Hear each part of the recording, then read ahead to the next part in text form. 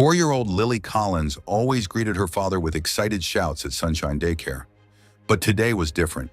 When the anxious man claiming to be Uncle James arrived, Lily froze several feet away, her usual enthusiasm replaced by confusion and fear. As Maria watched them leave, noticing his shaking hands, erratic driving, and the out-of-state plates, her instincts screamed something wasn't right. When she followed them to a secluded park bench, she overheard his hushed phone call. "Yes, I have her." Maria had only been working at Sunshine Daycare for 3 weeks, but she was quickly learning the little details about each child. 4-year-old Lily Collins would announce her father's arrival with an enthusiastic shout that echoed throughout the daycare. She had memorized each child's habits and preferences, and most importantly, how they interacted with family members when it was time to pick up their children. That Friday afternoon started out like any other, until the front desk bell rang earlier than usual. Through the glass partition, Maria noticed a man she did not recognize talking to the receptionist. Something about his behavior immediately intrigued her. He was so nervous it made her hair stand on end. Over the course of 3 weeks, Maria had met most of the parents and caregivers, and she had developed an intuition about the people who walked through those doors.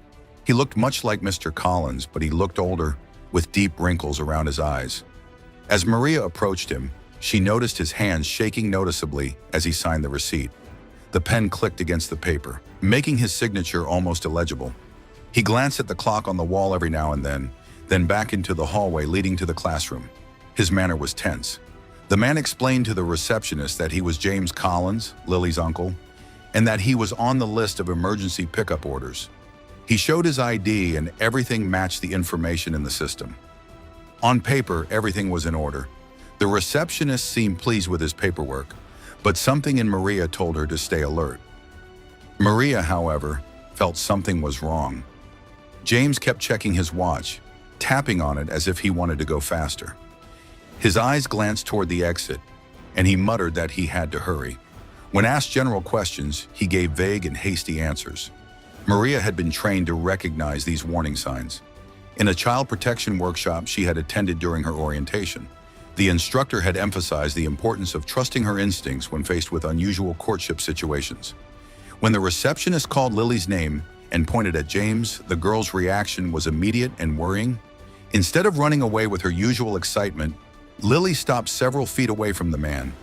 There was no eager greeting, only confusion, and what looked like horrified fear on her small face. James greeted Lily with forced cheerfulness, asking if she was ready to go. Lily looked at Maria uncertainly, backing away slightly. Lily whispered back, "Uncle James," but she didn't sound convinced. James quickly explained that they hadn't seen each other much, almost 2 years. The explanation made sense, but Lily stood there, unmoving. When asked to fill out the form, James was visibly irritated. She scribbled an illegible signature and wrote the wrong date before filling it out correctly. Maria knelt down next to Lily, asking softly if she remembered her uncle. The child nodded uncertainly, but her eyes kept moving between Maria and the man who claimed to be her uncle. The supporting documents matched, but Lily's behavior had Maria deeply concerned. Was this man really the man she claimed to be?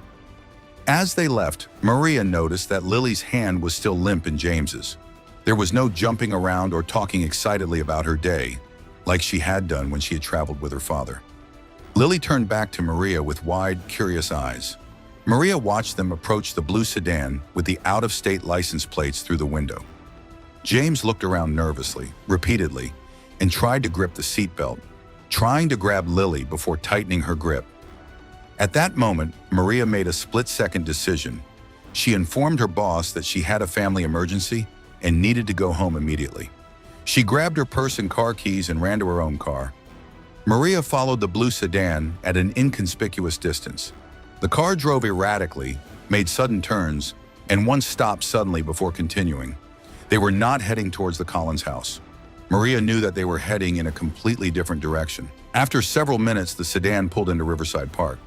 Maria parked the car and watched as James led Lily to a bench partially blocked by trees, away from the main playground. Why bring a child to a park just to sit in a quiet spot? Maria moved closer, pretending to be focused on her phone. She positioned herself so that she could hear their conversation without being noticed.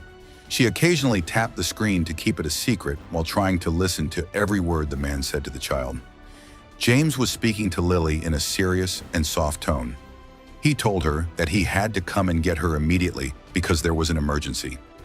His voice trembled when he mentioned something about the hospital. Lily started to cry, saying that she needed her father. Her small shoulders shook with sobs that she tried to hold back with her own hands. Maria's heart ached at the sight, and she tried to stop herself from rushing to comfort the child. James tried to comfort her, explaining that he had to tell her something personal before they could go to their next destination. Was this a tragic kidnapping disguised as a kidnapping? Or was there really an emergency? Maria considered the possibilities, recalling the news about the custody dispute that had ended badly. She considered calling the police, but hesitated. What if she had overreacted, and this was really Lily's uncle who was handling family emergencies?